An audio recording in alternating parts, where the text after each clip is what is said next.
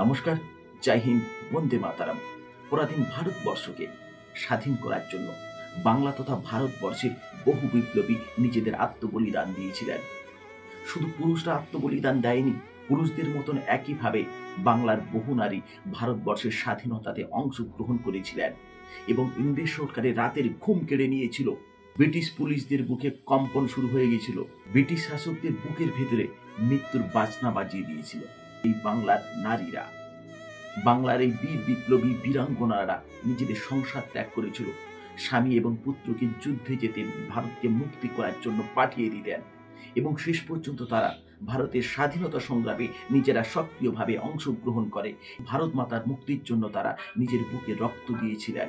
ভারতবর্ষের স্বাধীনতা আন্দোলনে শুধু পুরুষরা নয়, ভারতবর্ষের স্বাধীনতা আন্দোলনে এমন বহু বাংলার বীরাঙ্গনা বীর বিপ্লবী নারীরা রয়েছেন, তাদের জীবনে রক্তাক্ত ইতিহাসের পাতায় স্থান পেয়েছে, আবার অনেকের ইতিহাসের পাতায় স্থান পায়নি।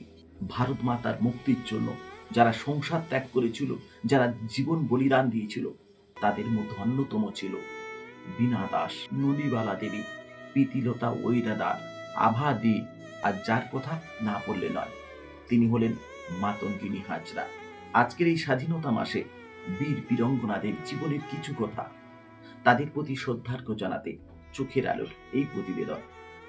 বাঙালি বিপ্লবীদের পাশাপাশি ননীবালা দেবী ছিলেন প্রথম মহিলা রাজবন্দী।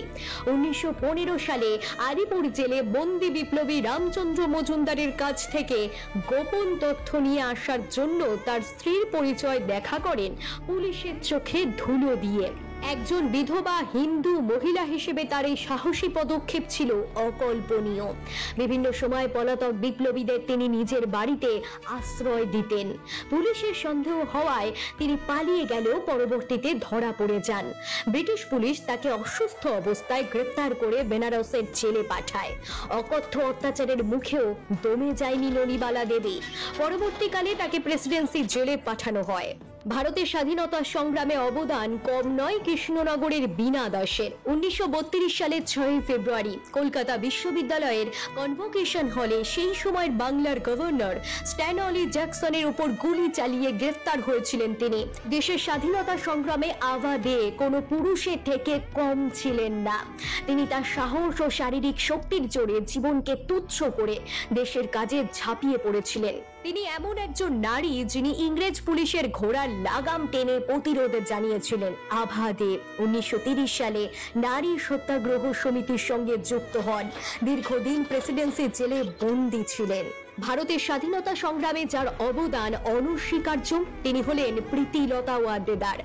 স্বাধীনতা যুদ্ধে বাংলার প্রথম মহিলা শহীদ। আহত অবস্থায় তাকে ধরে ফেলে ব্রিটিশ পুলিশ, কিন্তু তাদের চেষ্টা ব্যর্থ করে দিয়ে বিষ খেয়ে প্রাণ ত্যাগ করেছিলেন প্রীতিলতা ওয়াদ্দেদার। মেদিনীপুরের বীর শহীদ মাতঙ্গিনী হাজরার অবদান আজও মনে রেখেছে ভারতবাসী।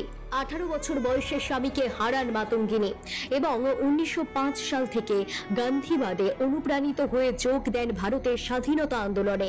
1932 সালে আইন অমান্য আন্দোলনে যোগ দিয়ে লবণ আইন ভঙ্গের অপরাধে গ্রেফতার হন তিনি।